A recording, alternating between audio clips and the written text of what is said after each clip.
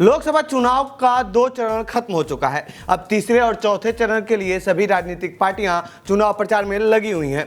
इस बीच यूपी में राजनीतिक हलचल तेज हो गई है। इन दिनों यूपी की सबसे हॉट सीट बन गई है अमेठी और रायबरेली। इसके पीछे वजह है गांधी परिवार। इस सीट पर कांग्रेस पार्टी ने अपने उम्मीदवारों की घोषणा कर दी है। इस बार राहुल गांधी को रायबरेली से तो अमेठी से केएल शर्मा को उम्मीदवार बनाया गया है। तो आइए जानते हैं इस रिपोर्ट में इन दोनों सीटों के समीकरण के बारे में।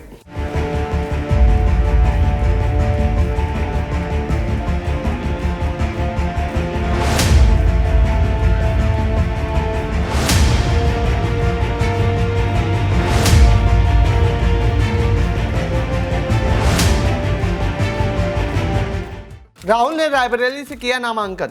राहुल गांधी ने जिस सीट से रायबरेली से नामांकन दाखिल किया है वहां से पूर्व अध्यक्ष सोनिया गांधी सांसद है। 2019 के आम चुनाव में कांग्रेस यूपी में केवल एक लोकसभा सीट जीत सकी थी और वो था रायबरेली। 2024 के चुनाव में राहुल गांधी के सामने यूपी में गांधी परिवार का अंतिम किला बचाने की चुनौती होगी। इस बार कांग्रेस अखिलेश यादव की अगुवाई वाली समाजवादी पार्टी के साथ गठबंधन कर चुनावी मैदान में उतरी है और पार्टी को गांधी परिवार के गढ़ में बड़ी जीत की उम्मीद है। इस सीट पर भारतीय जनता पार्टी ने कांग्रेस से ही आए दिनेश प्रताप सिंह को उम्मीदवार बनाया है। दिनेश प्रताप योगी सरकार में मंत्री भी हैं। 2019 के लोकसभा चुनाव से ठीक पहले दिनेश ने हाथ का साथ छोड़कर बीजेपी में आ गए थे।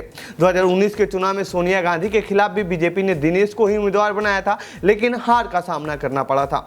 कैसा है रायबरेली सीट का सियासी समीकरण?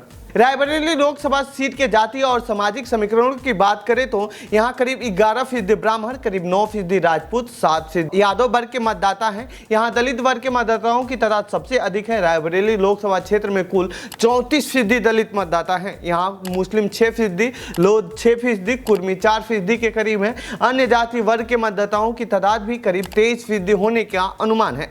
हिंदी बेल्ट में उम्मीदवार की जाति देखकर या राजनीतिक दल देखकर वोट करने का ट्रेंड भी रहा है, लेकिन रायबरेली में गांधी परिवार के नाम के आगे सभी जातीय समीकरण फेल हो जाते हैं। हालांकि राज्यसभा चुनाव में मनोज पांडे का सपा से बगावत वहां का सियासी समीकरण बीजेपी के पक्ष में कर दिया है। कैसा रहा है रायबरेली सीट का इतिहास? नेहरू गांधी परिवार का रायबरेली से लोकसभा सीट से पुराना नाता है। रायबरेली लोकसभा सीट के चुनावी इतिहास की बात करें तो यह सीट 1957 के आम चुनाव से अस्तित्व में आया था। 1951-52 के पहले चुनाव में रायबरेली और प्रतापगढ़ दोनों जिलों को मिलाकर एक लोकसभा सीट हुआ करती थी और तब पूर्व प्रधानमंत्री इंदिरा गांधी के पति फिरोज गांधी यहाँ से सांसद निर्वाचित हुए थे। रायबरेली सीट के अस्तित्व में आने के बाद फिरोज गांधी ने दूसरे आम चुनाव में इस सीट का रुख कर लिया और चुनाव जीतकर संसद पहुंचे।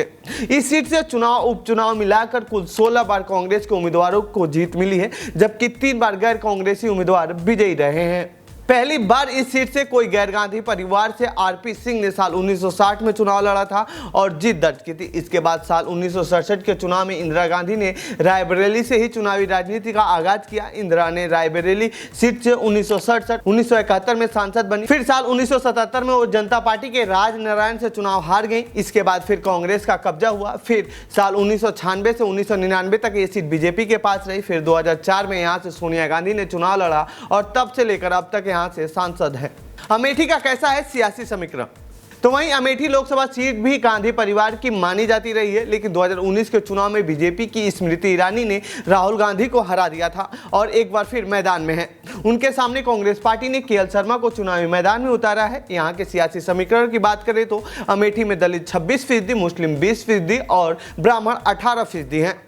यहाँ सबसे अधिक आबादी ओबीसी वर्ग की है। अमेठी लोकसभा क्षेत्र में करीब 34% ओबीसी वर्ग के मतदाता हैं। अनुमान है कि अमेठी में करीब 8% ब्राह्मण और करीब 12% राजपूत मतदाता हैं। ऐसे में कांग्रेस को लगता है कि जातीय समीकरणों के हिसाब से केएल शर्मा को फायदा हो सकता है। गांधी परिवार ने भरोसा दिया है कि वो प्रचार के काम में किशोरी लाल शर्मा का भरपूर साथ देंगे। यही वजह है कि जब नामांकन दाखिल करना हुआ तो प्रियंका गांधी उनके साथ पहुंची थी और उन्होंने कहा था कि हम खुद लड़ रहे हैं। तो ये थी रायबरेली और अमेठी से जुड़ी हमारी रिपोर्ट। आपको कैसी लगी ये रिपोर्ट कमेंट बॉक्स में बताएं। साथ ही इस पूरे मामले पर आप क्या कहना चाहते हैं कमेंट बॉक्स में लिखें। बाकी देश दुनिया की खबरों के लिए बने रहिए जनसत्ता के साथ। धन्यवाद।